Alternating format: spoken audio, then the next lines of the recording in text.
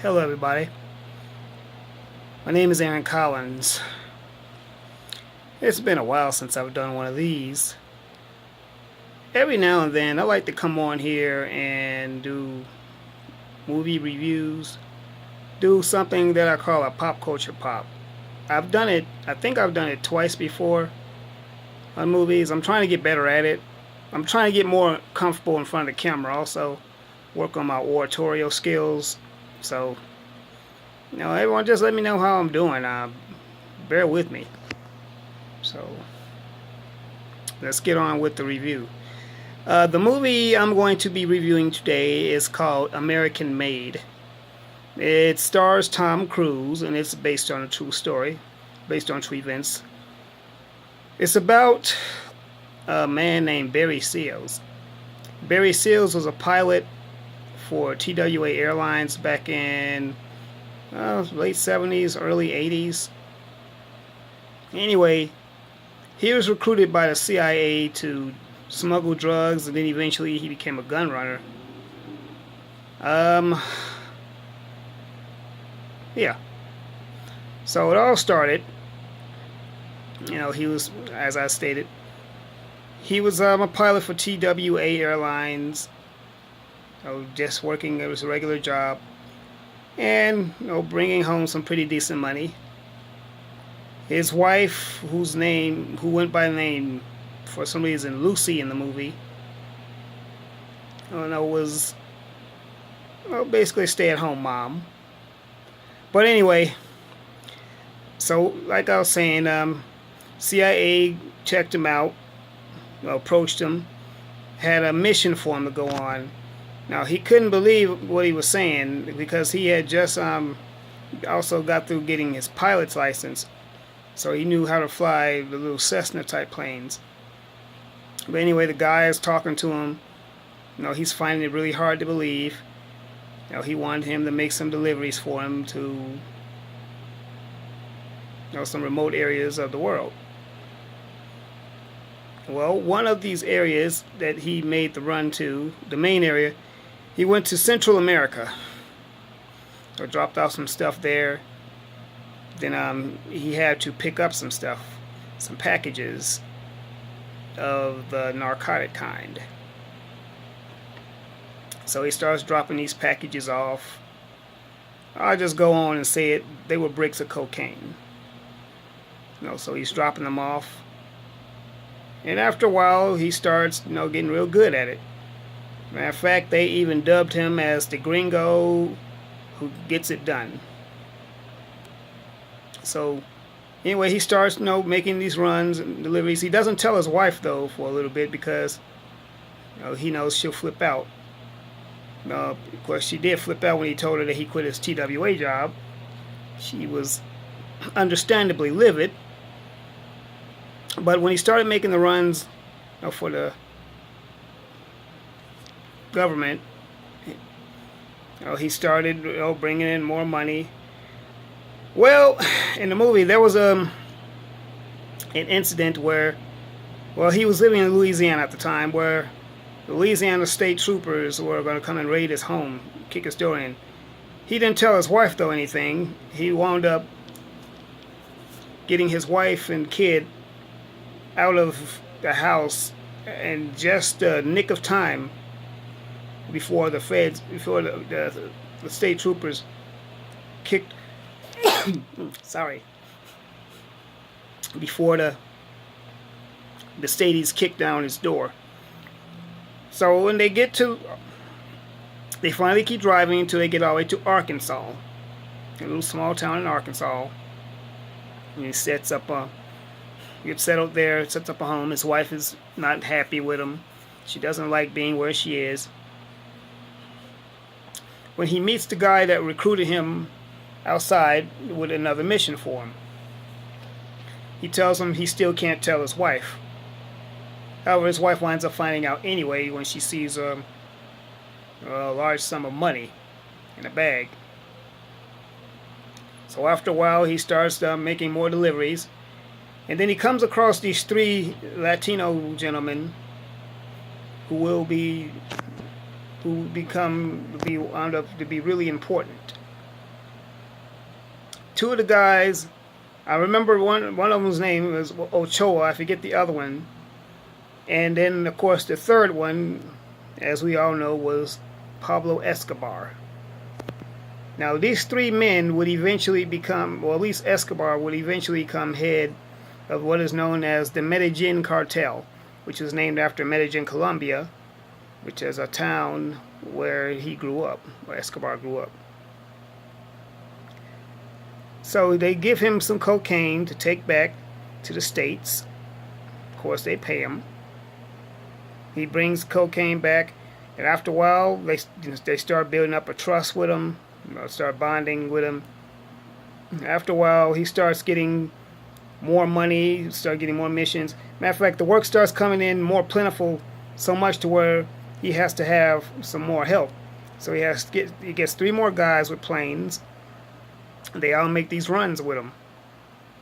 So after a while, he starts getting in money, buying Cadillacs and showering his wife in glitter and gold. And basically everyone's just having all a good old dandy time. But you know, when you get money ill-gotten like that, ill-gotten gains, basically it does come with a price. So eventually that happens to him. But anyway, the guy who recruited him takes him out to this field, a really big field in his new Arkansas home. And he shows it to him. He tells him that this field is his. He can do whatever it is he wants. This land is his. He can't. Barry's not believing what he's saying. He's like, this is all my land. Yeah, this is all your land. So he starts making use of the land. Of course, after a while, they being the government, taking back, they say, by taking back what they say, he goes in the hangar on this land of his, works on his plane, and takes another trip to Central America. He's in Nicaragua, where he runs into a group of guys who actually take his clothes and point guns at him.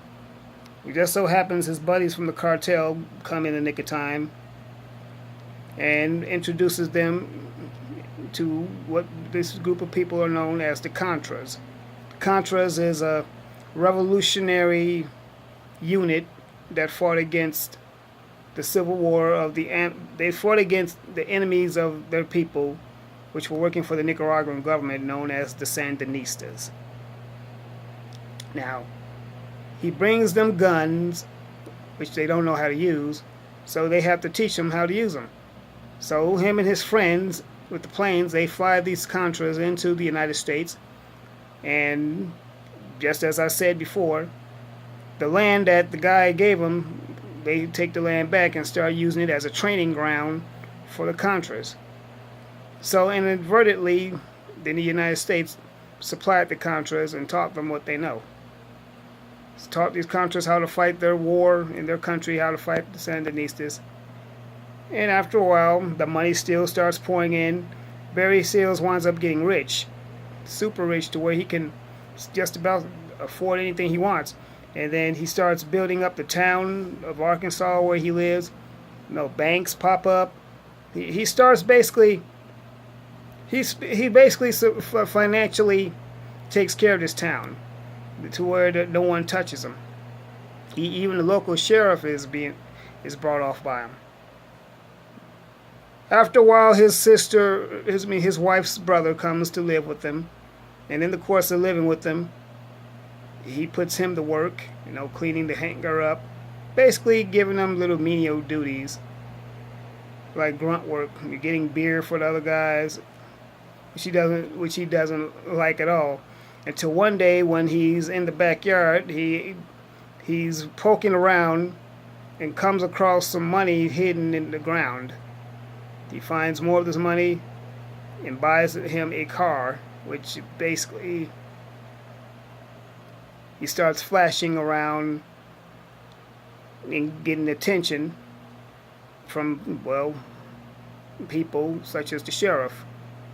However, the sheriff runs up on him, pops him, he's about to send him in. Barry lets the cartel know that there his brother got popped, his sister, his brother-in-law rather, his wife's brother. Tripping over my words. He got popped in jail, so they think he's gonna say something. Barry is in the course trying to send his brother-in-law out of town for his own safety. He tells him to go to Dallas Fort Worth Airport and gets there. When he gets there, let him know that he's okay. So at this time, JB, who his brother-in-law is, starts trying to blackmail Barry and talking about him and his wife, saying that if they don't send him any money right away every week, basically threatening him. So as he's driving off, his car blows up, killing JB instantly. That was the cartel's way of letting him know that he won't talk. Because see, he hadn't even gone to trial yet, and it was possible that he could have said something. They were making sure that didn't happen. Come to think of it, I don't even know if his wife even knew that her brother was murdered like that by the cartel. Well, after a while he's making his runs, the feds are getting tired, and so they decide to come bust him. They send in the DEA, the ATF, and the FBI to come after him. And just when they think they have him, he's handcuffed and everything. This is where his white privilege kicks in. While he's handcuffed, he basically taunts them, telling them what the size Cadillacs have and the amount of room they have, how big they are. And he tells them that he'll buy them one. He'll buy every last one of them one, the federal agents. And the agents, of course, laughing, asking, yeah, and how is he going to do that? To which he says, oh, he's going to walk outside the door, which they laughed again. But before you know it, a state official, not too happy, lets him go, courtesy of the then governor of Arkansas, Bill Clinton. So he lets him go, and in exchange for him being let go, because he was supposed to serve a real hefty sentence, like 25 to life, for drug smuggling, gun running, you name it. But once again, like I said, his white privilege kicked in, and all he was sentenced to was community service, and also to help the government bring down the Medellin cartel, to which he's really adamant about. The cartel started to bond with him. They began trusting him, and they reassured him that he wouldn't get any blowback from it. Of course, they lied. So he sits in a room with a DEA agent, and then walks the man himself, Ollie North, who was the go-to man during the Reagan administration. Reagan basically looked to Ollie North like the way that Trump used to look to Steve Bannon. He was like a strategist.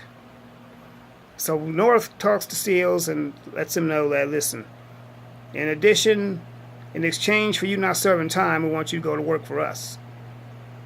Fly out of town, gave him some dope.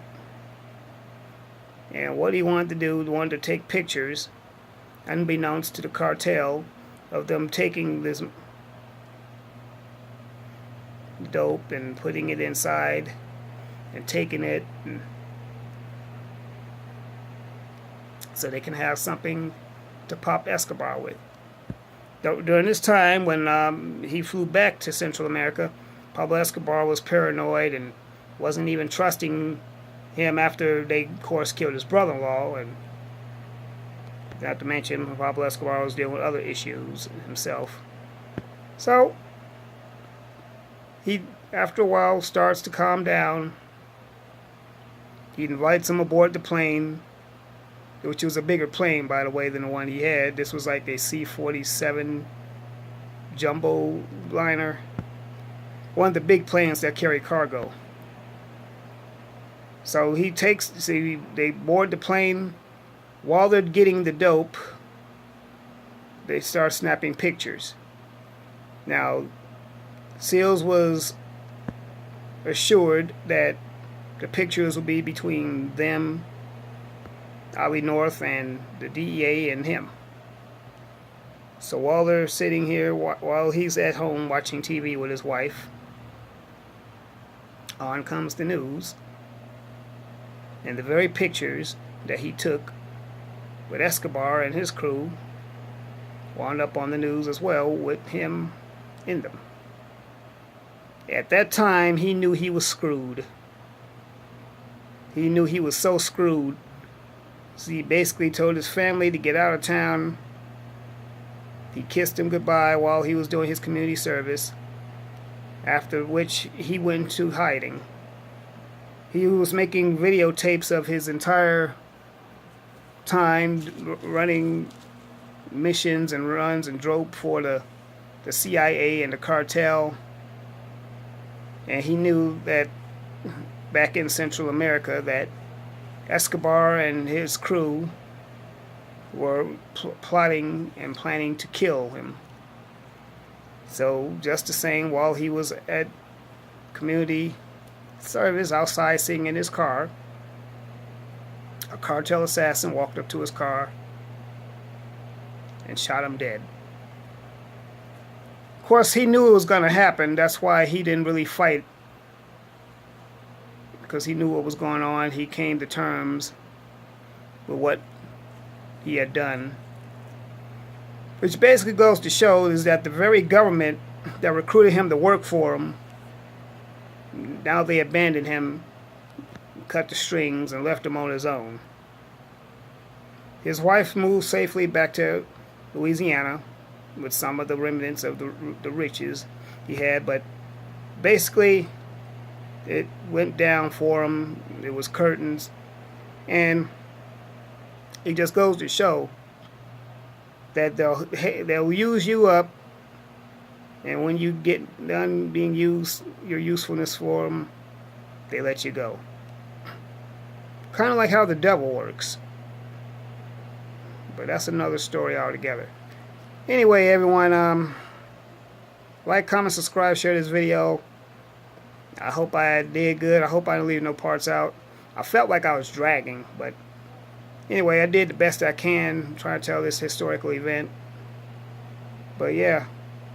Oh yeah, by the way, when you subscribe, hit the bell icon. That way you'll be notified, and when I drop another video, you'll be one of the first ones to know. You'll automatically get notifications. So have your notifications on. You hit the bell icon, that will let you know. So, God loves you, I love you, let's do life.